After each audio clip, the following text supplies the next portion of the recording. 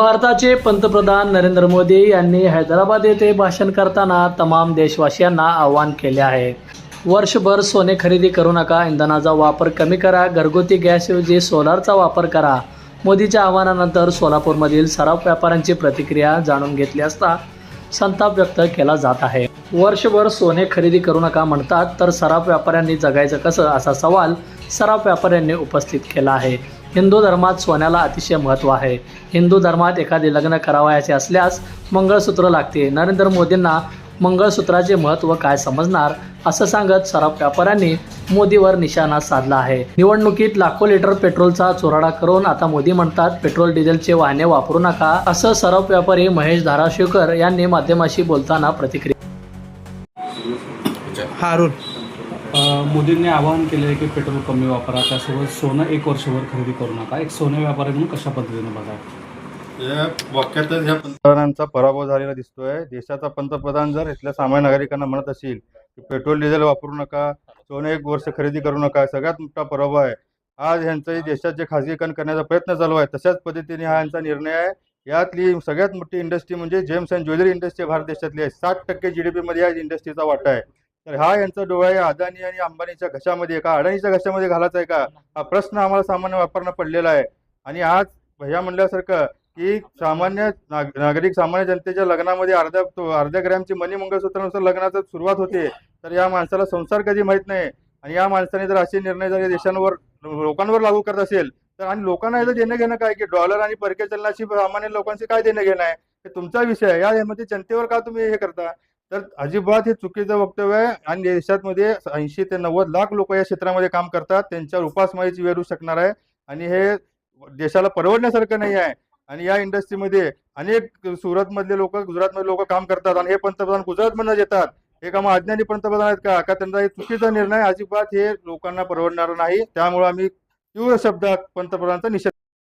1 वर्षभर सोनं खरेदी करू नका, एक सोने व्यापारी म्हणून कशा पद्धतीने या निर्णयाकडे पाहत आहे? मोदीजींनी सोनंच सांगितलं नाही तर पेट्रोल सुद्धा वापरू नका म्हणून सांगितलंय. 4 राज्यात शेकडो उड्डाणं करून, शेकडो रॅल्या करून पेट्रोल डिझेलचा चुराडा केल्यानंतर ही सोन्यावर आलेत. ही पश्चात बुद्धी झालेली आहे ना मोदी साहेबांना. अहो, ज्या व्यवसायावर करोडो लोक जगतात, ज्या व्यवसायावर करोडो लोकांचा विश्वास आहे, जे आपल्या सोनाराकडे पिढ्यानपिढ्या दागिने घडवतात, अशा व्यवसायावर तुम्ही आमच्या घाला घालत आहेत. जवळपास 1.5-2 कोटी लोक या व्यवसायावर अवलंबून आहेत.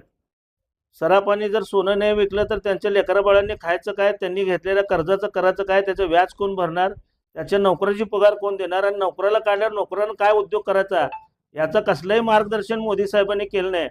मोदी साहेब, तुम्ही हिंदू धर्माचा फार पुरस्कार करता, परंतु गळ्यात अर्धा ग्रॅम असू दे किंवा 1 ग्रॅम असू दे, त्याची वाटी मणी मंगळसूत्र घातल्याशिवाय आपल्या हिंदू लोकांचा संसार सुरू होत नाही. अशा हिंदू धर्माच्या पवित्र मंगळसूत्रावर देखील तुम्ही घाला घातल्यात. तसं जर तुम्हाला मंगळसूत्राची काय किंमत आहे हे माहीत नाही, हे नाही सगळ्या देशाला पण माहीत आहे.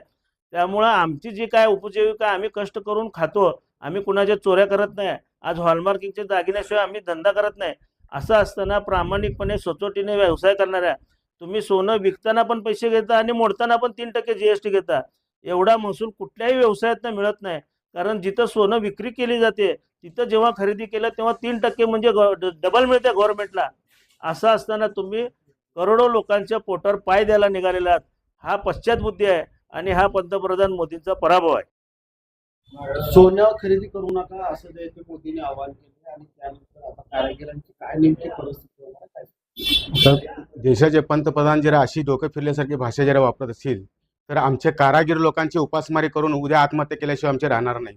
कारण आम्हाला उपजीविका नसल्याशिवाय आम्ही काम गिराकाने जर सोनं नाही खरेदी केले तर आम्ही काम करायचं काय, मग आमच्या बायका लेकरं सांभाळायचे कसे, व बँकेचे कर्ज भरायचं कसं?